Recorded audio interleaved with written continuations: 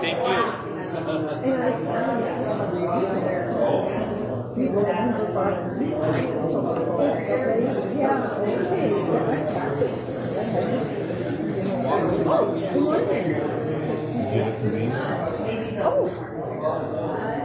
Yes, no, I don't care. Well, yes. I would like it. How long will it take? Because that's an awful lot for They're fresh, all the time.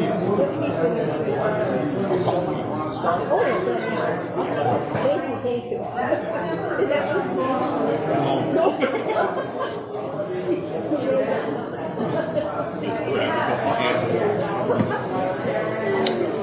Okay, well, 17 minutes till we start, so we got a little extra time today. So 17 minutes.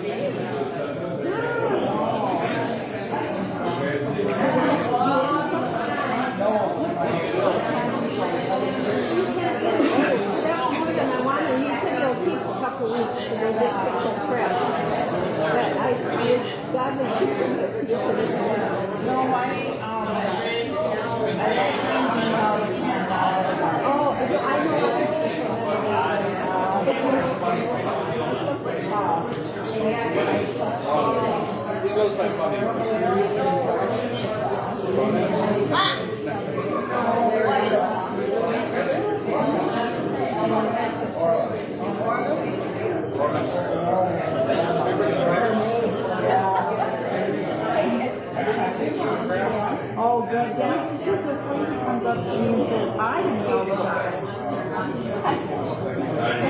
And her sister now. Oh, yeah. Yeah, they do. I didn't even know who was playing us. I would have been there too. So, no, we're just having music today. And I thought, okay, what is it? Oh, I don't know.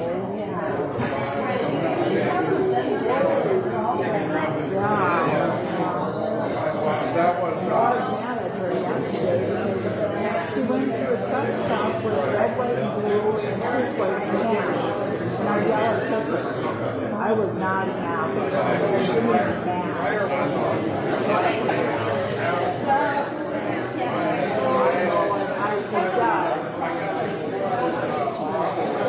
I'm trying to dress like heavy dress, you know?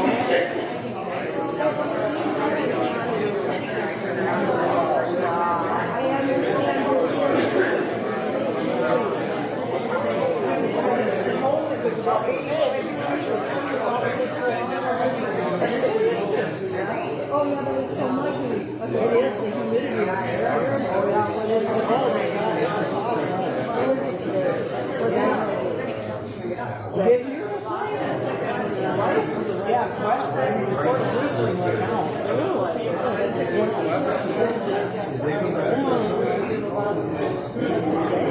Back when I before, but today I didn't even wear a sweater because it was so humid.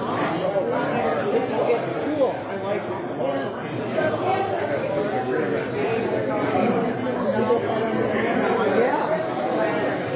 Yeah, sometimes you have more misses than hits, but this is okay. Oh, we're stuff on the shelf where the hats are.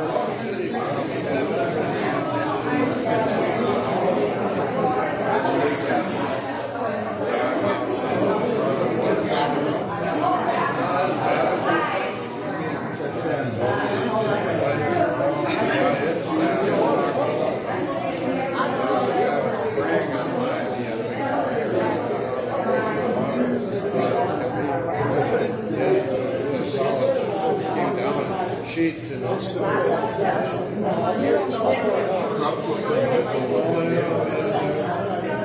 kind of like that part. He is speaking. So you can take it down. The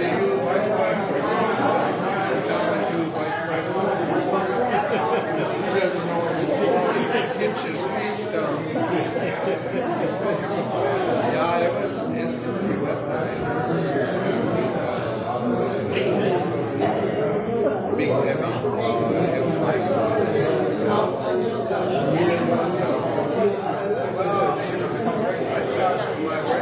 I guess at 3.5.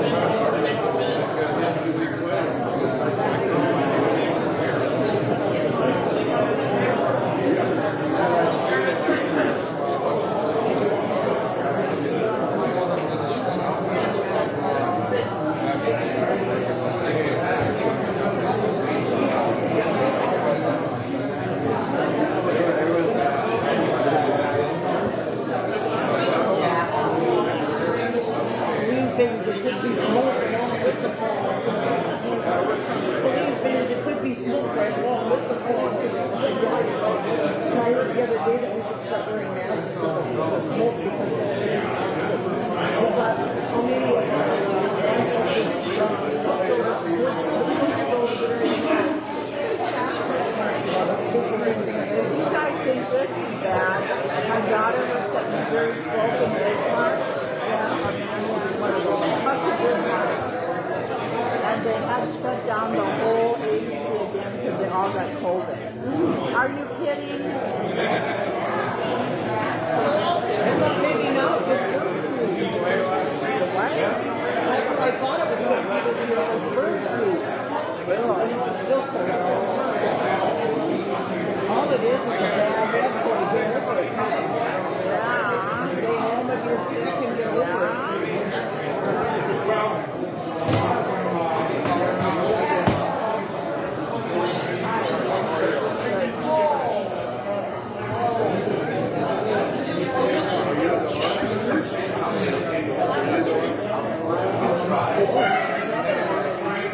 I get it mixed up with what we're doing and Bible study and what we're doing. Peggy, do you play every Sunday? Okay. Well, my father hasn't played. Yeah, this past week was a lovely week. I'm starting to feel better. Okay, about 9 minutes, about 9 minutes. I can't sit around all day long. Well, I came to officers on Friday when I said the best. I can't sit all day and surf the internet and eat crackers and cheese. That's about what I've been doing. I've been gaining weight and doing pretty slow. But anyway, she was Well, you know, it can change from one day to the next. Oh, well, we're going to that's what's happening. you know, But now today we went to Fargo, the kids are in a tractor. And then they want to know if we want to go. And I says, there's supposed to be a heat advisory in Fargo, and most likely they're going to stand there for hours to watch the kids for 5 minutes. There's no way I'm going to something like that. Well, David kind of figured he'd like me, but I knew they left at 5 this morning. Oh, I'm kind of decided. From that system? Yeah, I'm back. Yeah, but I was worried about her going. I really was. But I have to see how He's doing all right. So, Yeah, we said you go to the early service. You go to the early service.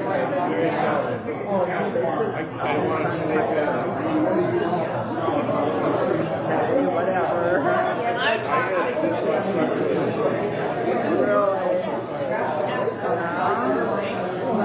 Yeah, I have been there. Yeah, all roads are fine.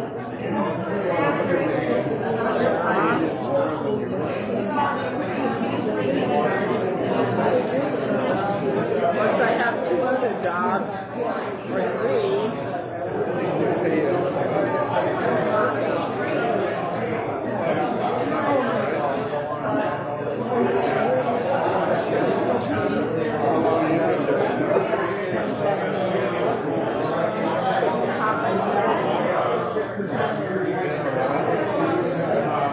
She started in high school. My sister was away and my dad was away. She took me around for myself. And then she couldn't be herself. She was herself.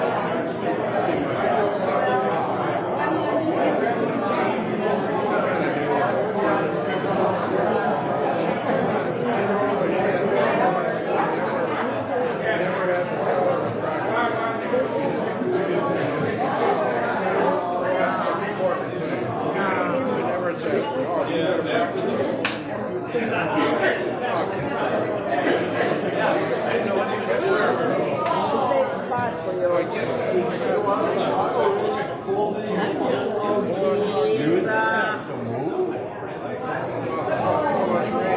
nobody sits there anyway. You can't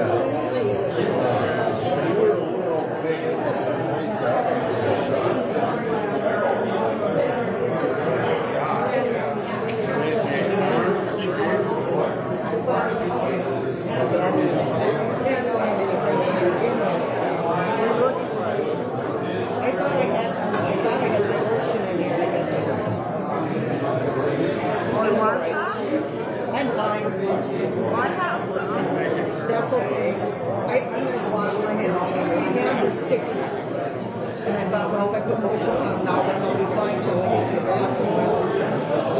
And then I have the, you know, the little antiseptic, not antiseptic, what do you call that? You know, I have that in there too, and it's not in there. I don't know whether that stuff works. I think I look for something and I take stuff out and everybody gets less. There you go. What did you do?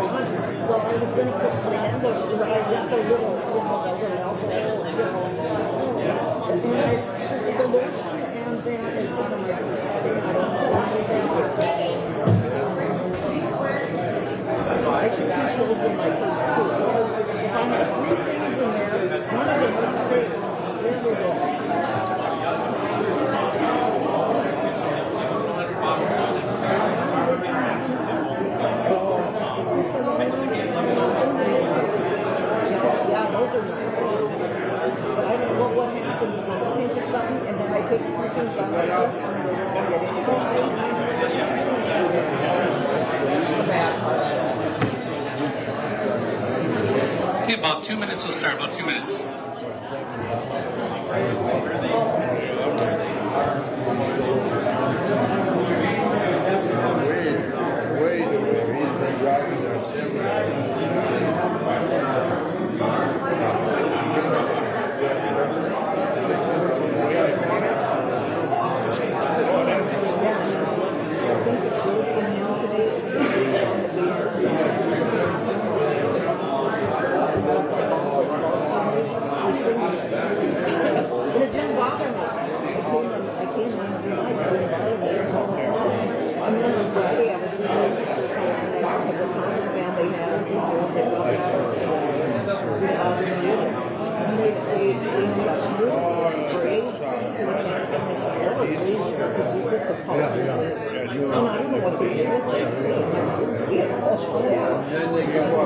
That's why we changed the flowers.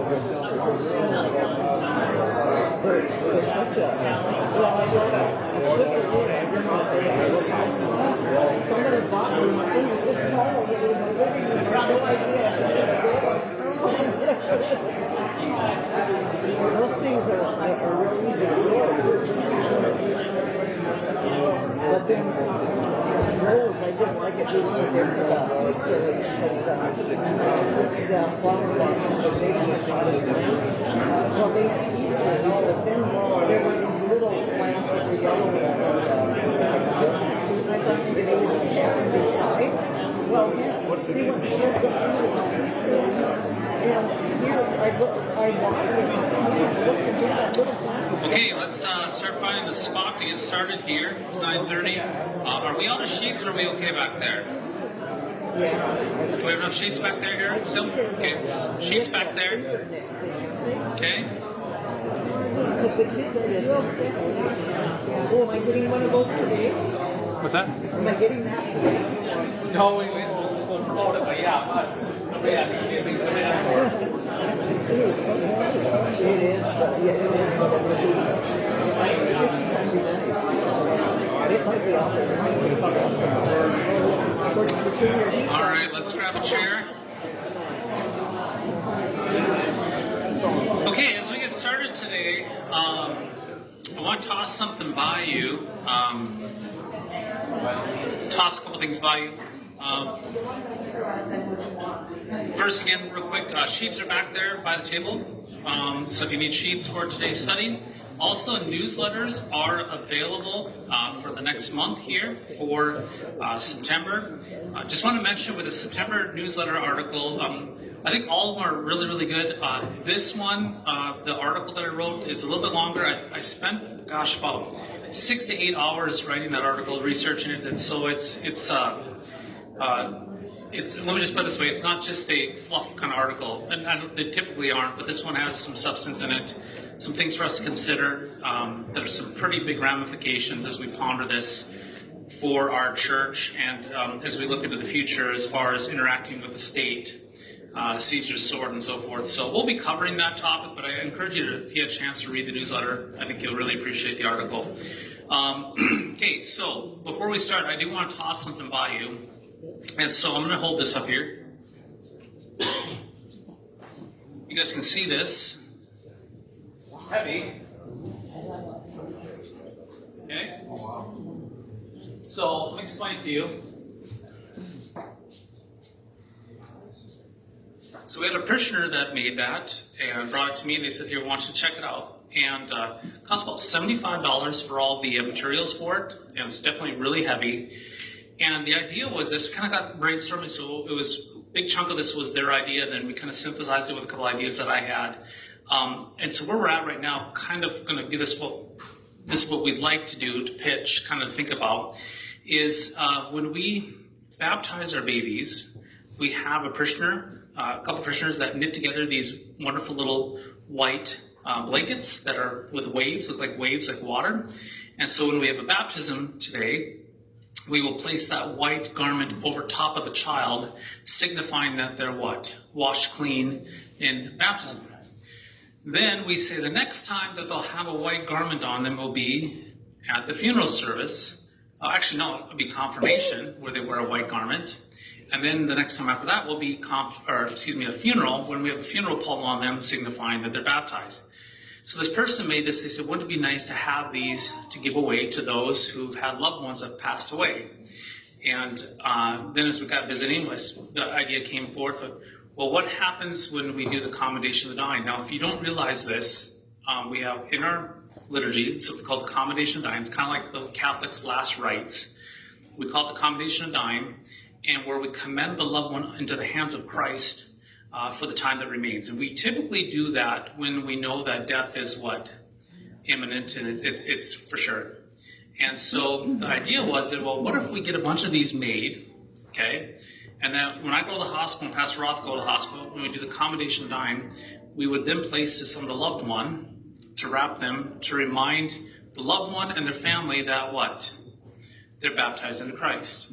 And then when they pass, the family then would take this and keep it and, use it as a blanket, obviously. But every time they pick it up, it's a little bit heavier, and it's a picture of a cross. They're reminded what?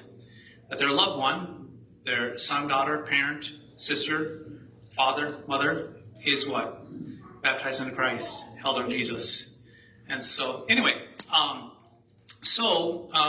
don't really have a huge plan on this. I did talk to the individual, maybe to visit, if this is something maybe, and I don't want to pressure LWML. Is this something LWML wants to take on? The other thought, I'm going to talk to council, maybe we just set up a fund, and if people want to, kind of like a Kickstart program where you actually put money in, like, so if you want to, buy one of these for a family member in the church, you give $75, it goes into the fund, and that buys the supplies. And then we get a bunch of them made ahead of time, just like we have the baptismal ones made ahead of time. And then every time we go to the hospital, do the commendation of dying, we drop the loved ones in this. So I think it's a great idea. And so anyway, think about it, kick it around, and I'll be talking to council, kind of get some ideas as far as brainstorming and as far as financing and so forth. So, okay, I'll leave it over here. Come check it out. I say just maybe make sure to wash your hands of all the donut stickiness before touching it. Okay. So I don't know about you, but when I eat donuts here on Sundays, I have a little stickiness on my finger here still. So, yeah. Do you know how long it takes to make one? I don't know. I'm going to keep the person who made it, I'm going to keep it anonymous. To make it, I don't know. I'm assuming that, I don't think it was cranked out in 20 minutes, So I think it took some time and some skill to make it. So, yeah. So anyway, just something to think about. I'll leave it up there. Come check it out afterwards, okay? You can go from there. All right, any other announcements here?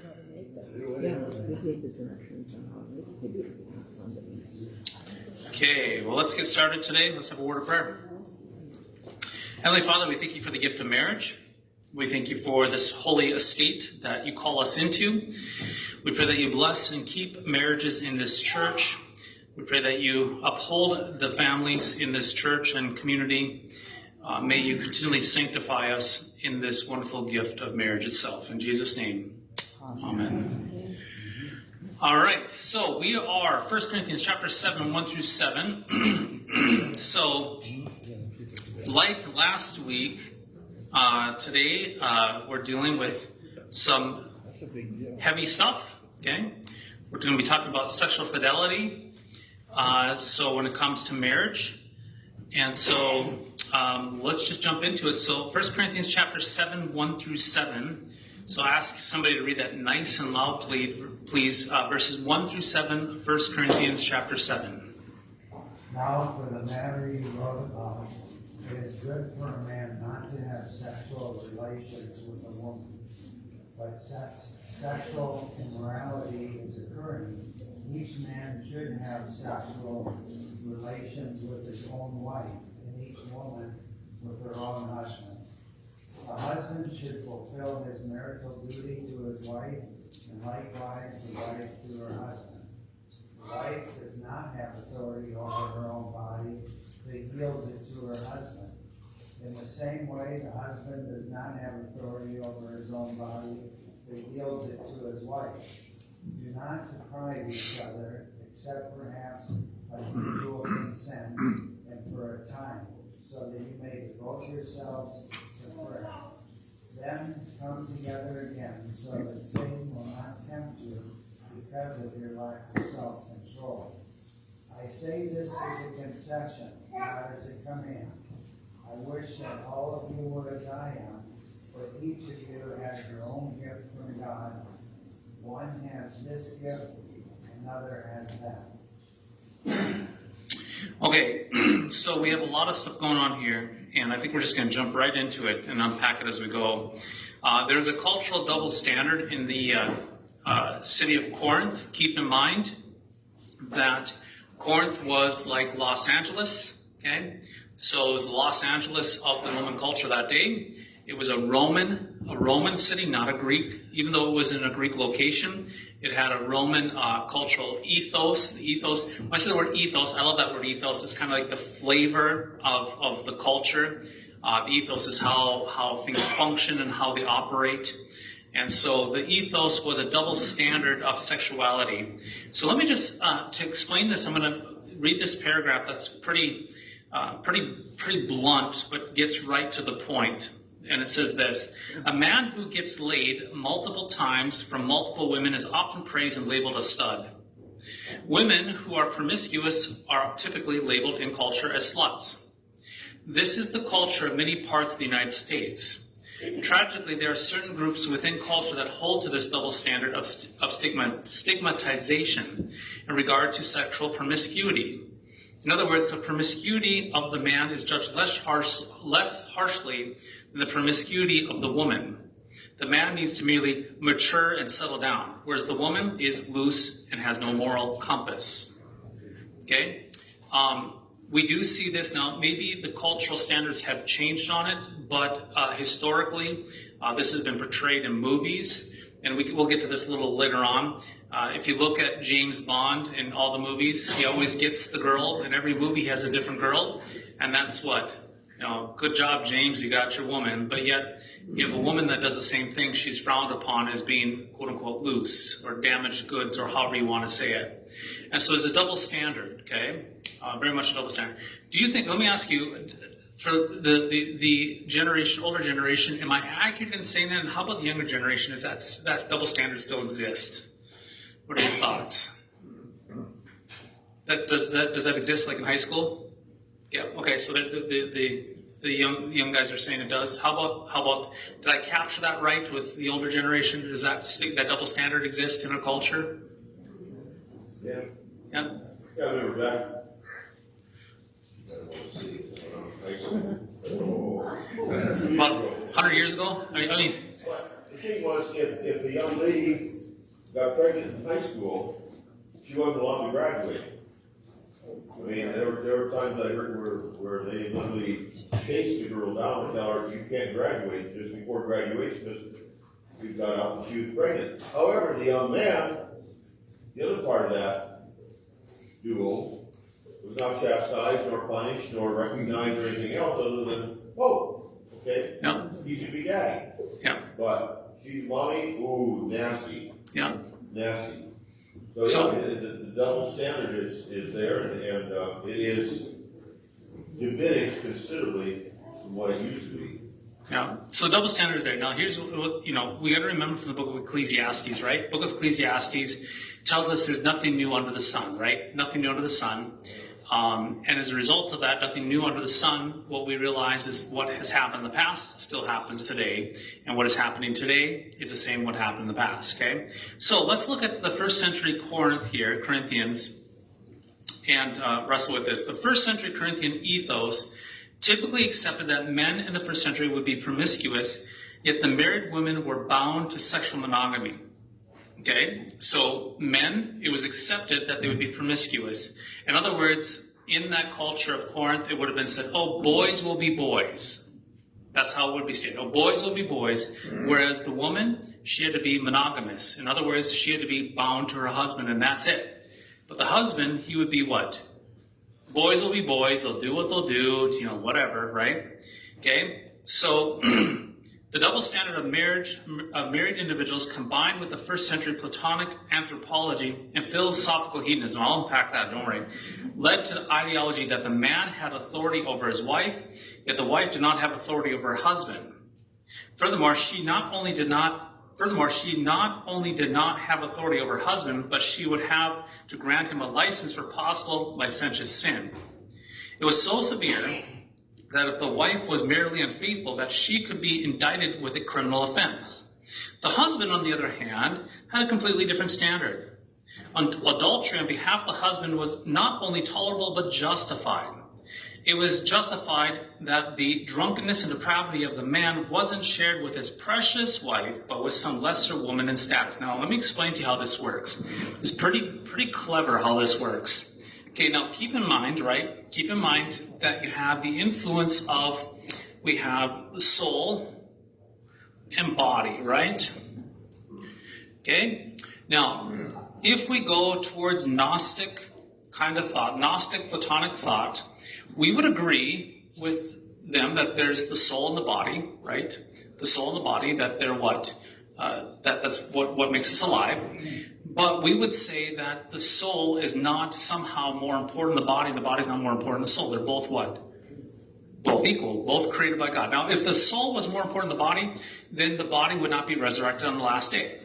Okay, if the body wasn't resurrected on the last day, the body would just what? We could just toss the body in the ditch and not worry about it. But because the body we have will be resurrected, that's why we treat it with reverence and respect and commit the body to a sanctified grave to await the resurrection. Okay? But in that time, the body was diminished as being what? Carnal, being basically a shell, right? Basically being, potentially almost even to the point of being evil. Where the soul was good and wholesome, okay, and important, right? So now, if you have a man right here, and you have his wife here, sorry gals, okay, we'll do our best with the hair, okay, we'll go like this for his, okay, all right, so now as long as the man's soul was tied to what?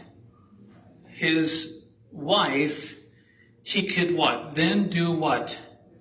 Ever he wants with the body. So now he could come over here, and what they would do is they'd have, just like, no different than the difficulties in America and so forth, they would have, basically, they'd haul in a bunch of prostitutes, and the men would go and have their way with a bunch of prostitutes. But the prostitutes were looked as what? Not wholesome like a woman of a wife. They were what? Prostitutes. And so they're prostitutes, so they're over here. Okay, so you have, I I don't know how we draw a bunch of prostitutes, but there's a bunch of prostitutes there. And so if the man went and he committed his body to a bunch of prostitutes, that was fine, as long as in so doing that his soul was still united to who? Emotionally to his wife, okay?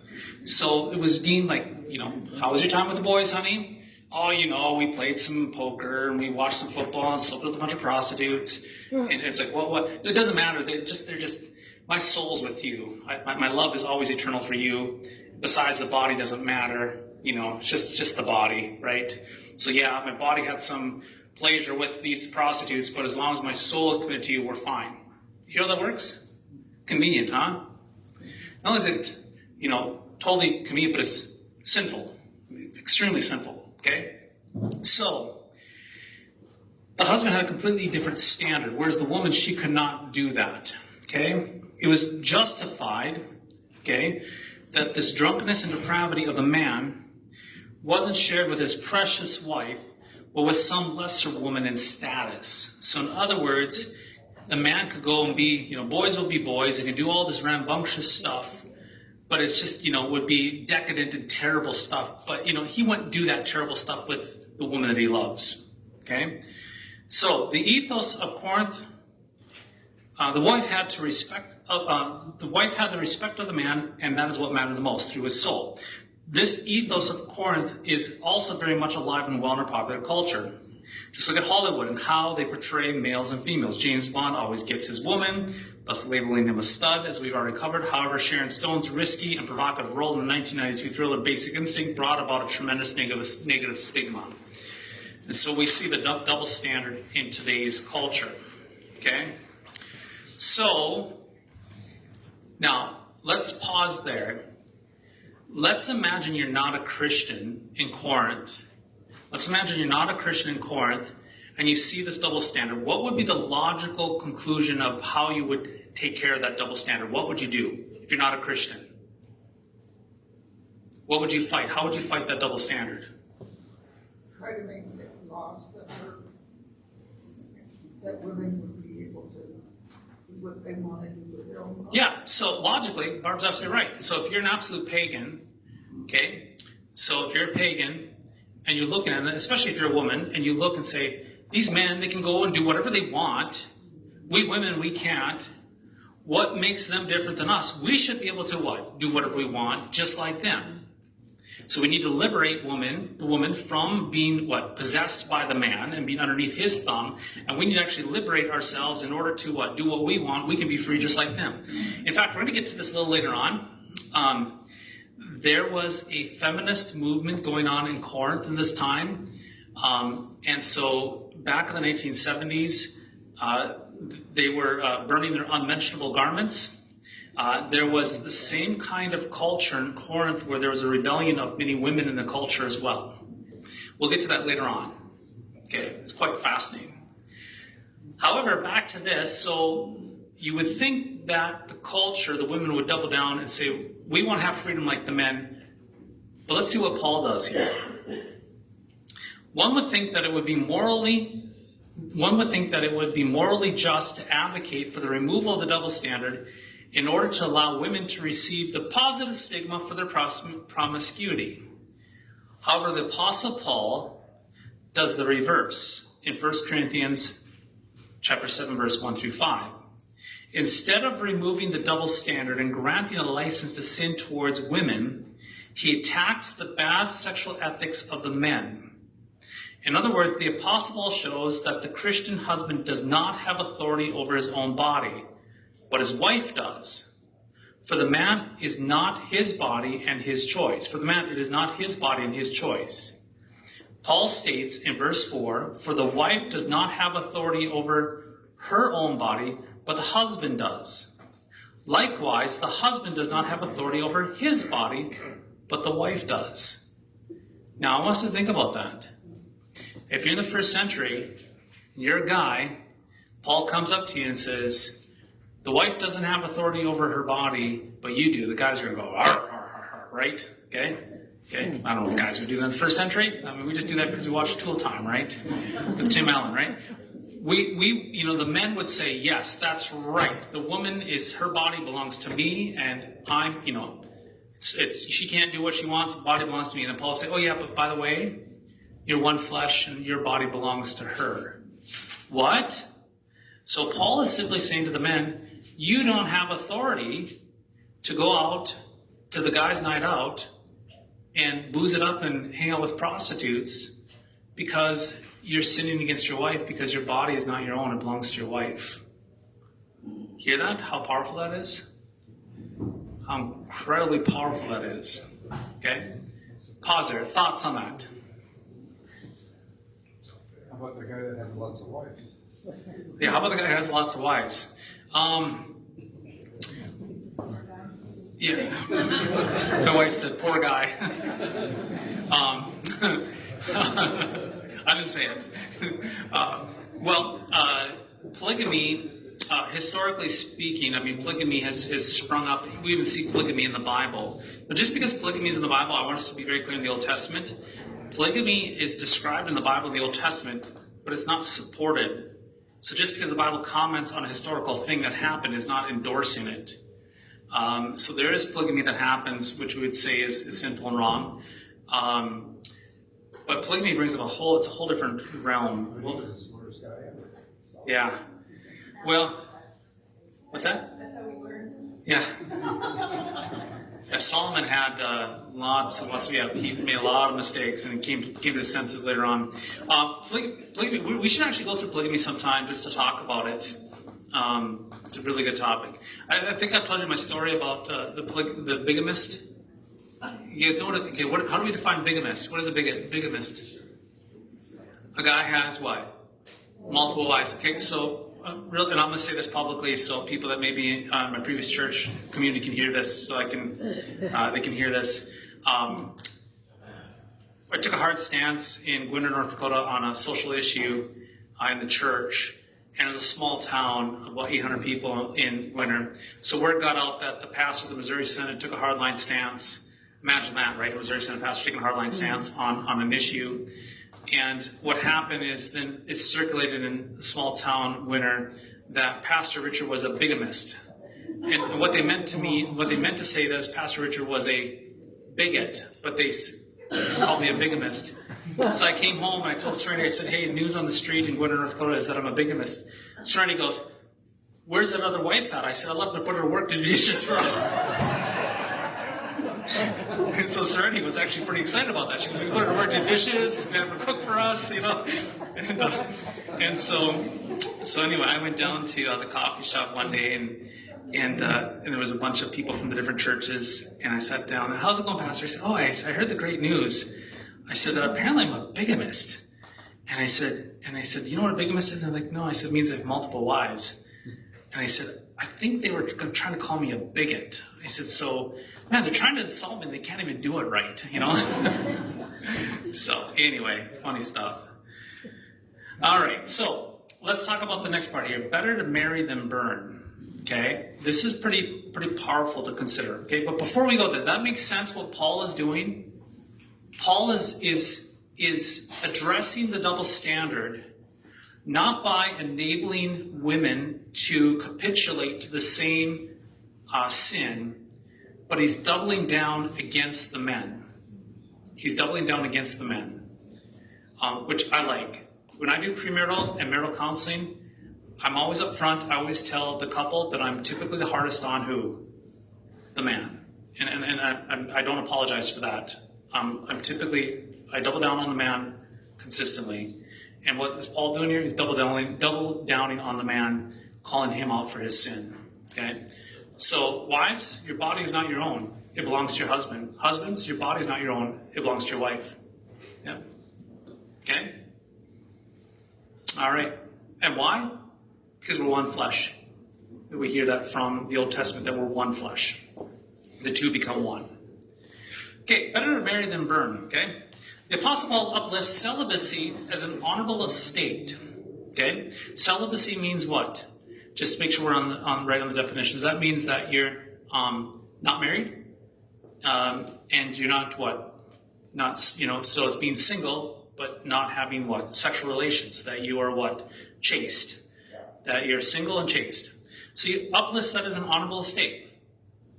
However, he makes this honorable estate conditional. In other words, if one cannot manage their desires and emotions, sexually speaking, they should by all means go ahead and get married. 1 Corinthians chapter 7, verse 9. But this brings up an incredible cultural issue for those of us in the United States. We encourage young people to postpone marriage. Tragically, the culture and even those in the church reinforce the idea that marriage should be postponed because children are expensive and the estate of marriage is a really, really big commitment that should come after college, living life a little bit, and having an adventure as a young person. But what about burning with passion? Okay, I'm going to pause there. I'm going to speak personally, and I have a very big axe to grind on this with culture and with the church. And I'll speak very personally on this. When Serenity and I dated Serenity for 4 years through high school and college, and so I knew at the age of 16, I loved her and I was going to marry her. And I remember people saying, "Oh, you don't know what love is." That's what was told me when I was 16. Well, I was 19 and she was 18. I proposed to her. And a year later, but less than a year later, 8 months later, we were ready to get married. And I cannot tell you how many people I had that were actually critical of us getting married young.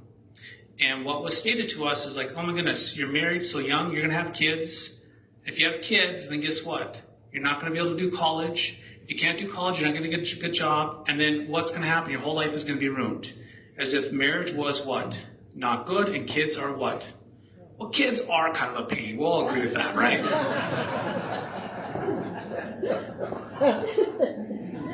Except for my favorite, right?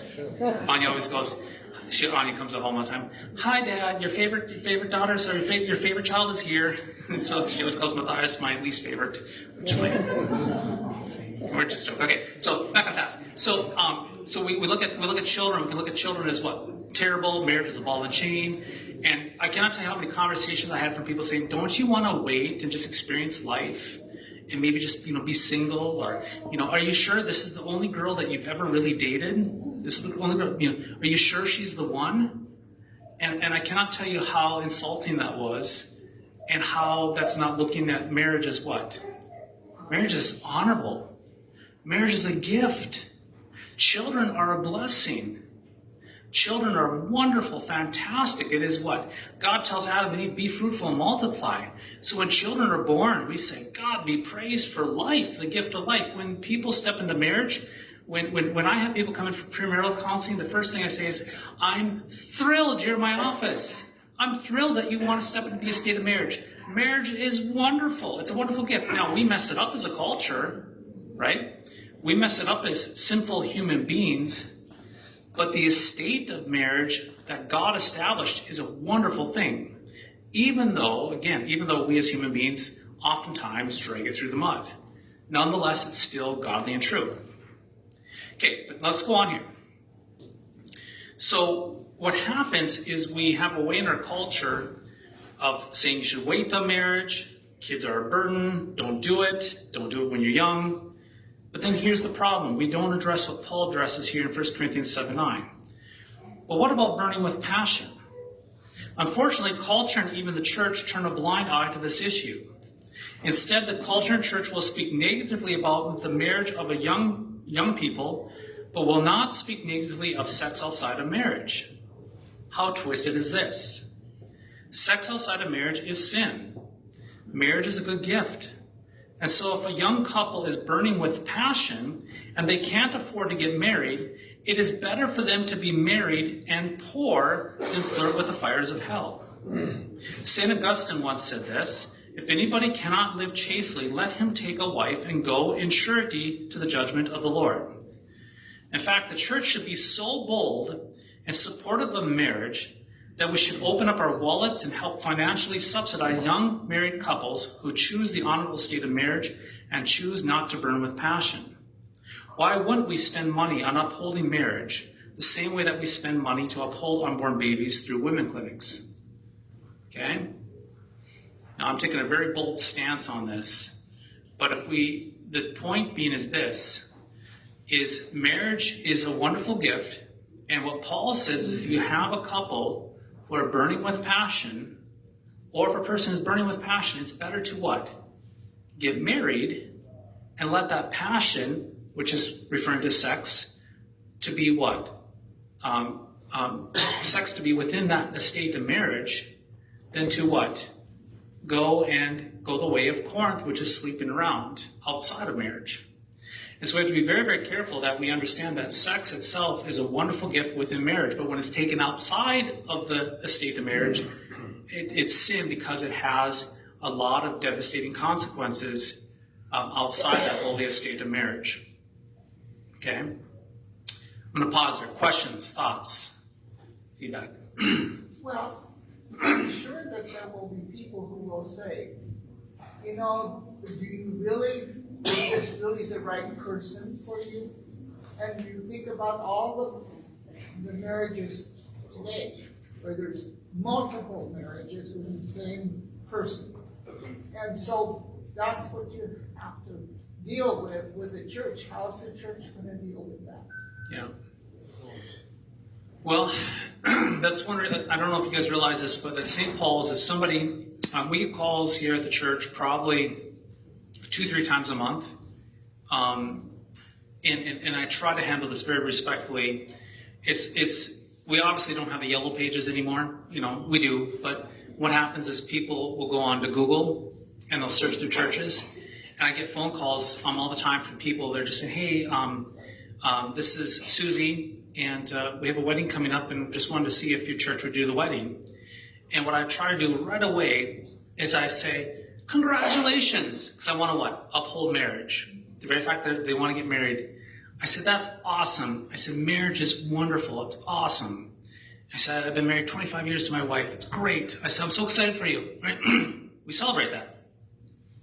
Then they say, well, I'm wanting to know if we can get married at St. Paul's.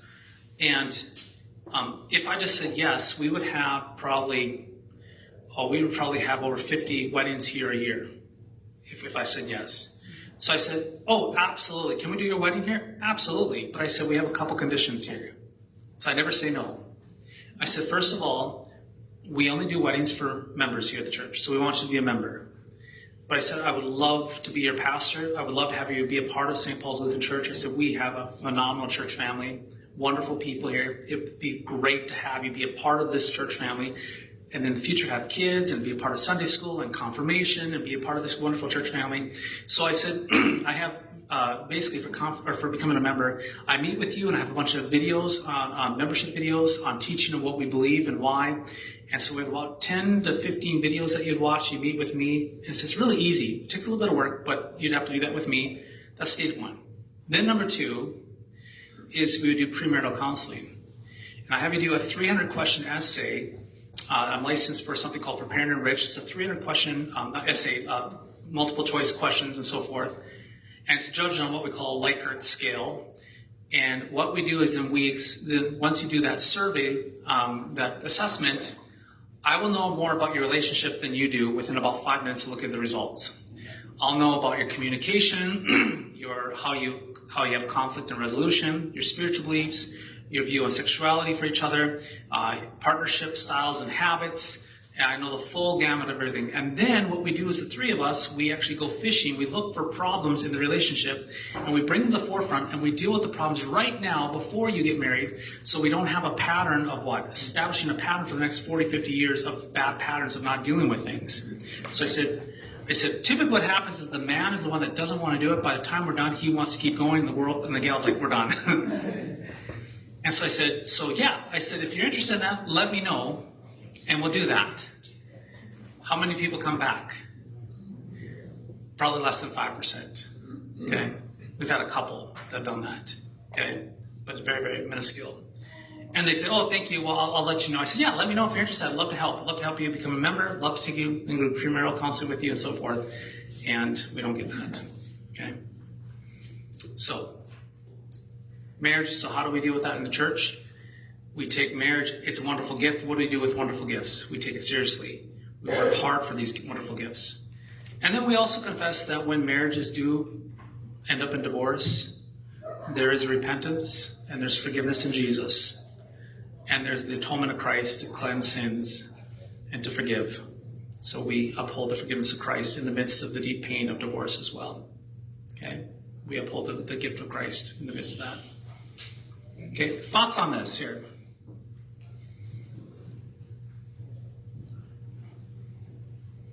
Does this go against culture? Ken? Pastor, does that read out the same-sex folks there? Yeah. So good question. Very good question. When I first got to St. Paul's, there was a couple calls I had, and they were within a couple weeks, and it was a call, and I couldn't put my finger on it, and it seemed like they weren't asking to get married here. It seems like they were trying to push me to get me to say something. And I suspected that it was a same-sex couple wanting to see if they did a wedding here. And my thing was, so right away I said, well, first things first, you become a member of the church.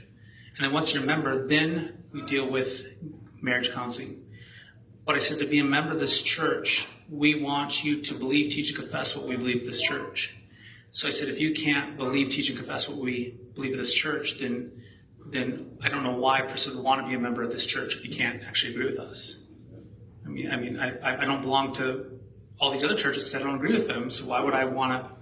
And so I pushed him on that. So I said, so why don't you come in and have a good conversation with me, and I'll get you a catechism. We can start studying it. And then, but I was fairly certain that I was even being recorded. My gut was like, I think I might even be recorded here this time. That's smart. So I didn't say no. And frankly, if that happened, I would have that conversation. Absolutely have that conversation. Come in my office and visit with me in my office, and we'll talk about it. Doors open. Okay. Any other questions on this before we move on? Okay, so what we're learning from Paul is the woman's body belongs to what? The man? The man's body belongs to what? The woman? And that if a person is celibate, God be praised, that's fine, that's okay. Paul was celibate, he was single, that's fine. But if a person is burning with passion, it's better to what? Marry than burn with passion. And when you get married, guess what? Marriage is a great thing. It's a wonderful thing. It's a wonderful, wonderful thing. Okay?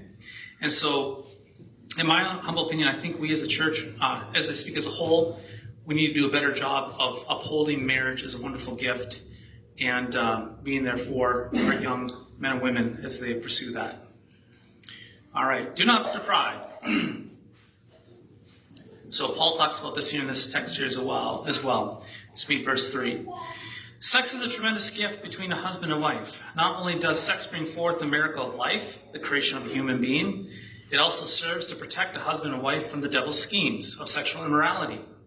Okay? According to Rand Newman, this great quote here, within marriage, God blesses the husband and wife in total vulnerability, voluntary vulnerability. In this marriage bond, the husband and wife are allowed to be intimately free and find acceptance in each other. Over time, instead of ridicule, oneness emerges where acceptance and unashamed love captivates the couple. By protecting the intimacy of sex from pollutants and keeping it bound in the covenant of marriage, a husband and wife can heal each other in their deepest areas of pain. They get to bind together what has been shattered from life, serving each other within the shadow of the cross. Isn't that a great quote? That's a wonderful quote. Indeed, if the marriage bed is a gift to a husband and wife, it does not make sense for it to be permanently abandoned by a couple. That is to say, intimacy between a husband and wife is a normal and godly aspect to every marriage, to not only bless the couple, but protect the couple emotionally, physically, and spiritually. Okay? And so, in a healthy marriage, you would expect to have that, the intimacy be a part of that marriage for the sense of healing and blessing the couple. Okay? All right, let's review that. Any thoughts on this here at all? 1 Corinthians, let me just comment that. 1 Corinthians, kind of relevant, right? I hope out of all the studies that we've done here at St. Paul's for the last, it's been 6.5 years, think about that. In my opinion, 1 Corinthians is one of the most applicable, it's all applicable, but it's really applicable to our culture because Corinth is so similar to America right now. And so we see the same struggles in the first century in our culture right now as well. So where we're going to go here next is we're going to talk about the unmarried, the widows. We're going to talk about marriage itself, divorce and remarriage. We'll talk about that a little bit here in 1 Corinthians 7. Talk about the word virgin, the virgins. What does that mean? So Paul's using the unmarried, agamos, and the virgins, parthenos. So he uses these different words. The unmarried, the virgins, the widows. He's using all these different terms. That's a little bit complex, but we'll unpack that next week. And then after that, I cannot wait, you guys. When we get to chapter 8 of 1 Corinthians, we're going to talk about food sacrificed to idols. Now, that's not something we're struggling with here in St. Paul's. At least I don't think so, right? But the theology of what's going on with the food sacrificed to idols is absolutely profound to consider. So even though we're not struggling with that in our current culture, as we unpack the theology of what's happening with the food sacrificed to idols, it's really, really fun to consider. Very briefly, since we have about 1 minute, very briefly. The food sacrificed to idols, in other words, we'll get to this. Paul basically says if you go over to somebody's house and you're eating lamb, let's just say, or whatever you're eating, some meat, you eat what's delivered before you. You don't come in and try to cause conflict. You don't walk in and say, was that sacrificed to idols? He says, just eat it. But if you're eating it and it's wonderful and like you're in the middle of it, and then they say, this was sacrificed to idols, then he says what? You better spit it out. Spit it out. And so we'll talk about the whole problem with this and how the perception and what's going on. And then you have some people who are saying, well, it's sacrificed to idols. Idols don't exist, so you can eat it. It doesn't matter because there's no such thing as idols. They're all fake gods anyway, so it's okay to eat it. Others are saying, but still, aren't you supporting idolatry by buying it and eating it? You hear the tension there? And so some really, really fun tension as we look at chapter 8, 1 Corinthians chapter 8 as we get to that. So I'm excited to get to that as we unpack it. Okay, anything else? All right. Yes, Leonard. Is Paul talking about arranged marriages here? I was just reading a book about the French from Quebec coming into central Canada and the problem with arranged marriages. Yeah, that's a good question. We'll have to cover that next week. I on top of my head, he's asking about arranged marriages and so forth.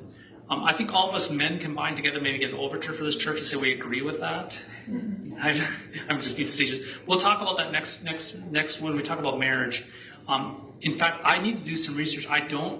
That's a great question, Leonard. I don't know the Corinthian culture if that was arranged marriage, and we'll have to look in Jewish culture in the first century about arranged marriages, exactly how it happened. That's a phenomenal question. Because Jesus' mother was arranged marriage.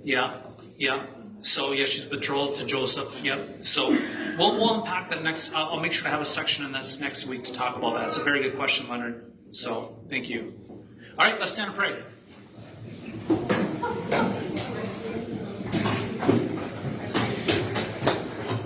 I thank you, my Heavenly Father, through Jesus Christ, your dear Son, that you have kept me this night from all harm and danger.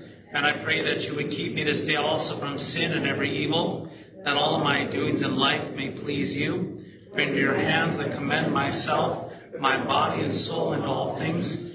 Let your holy angel be with me, that the evil foe may have no power over me. Amen. Thanks, everyone.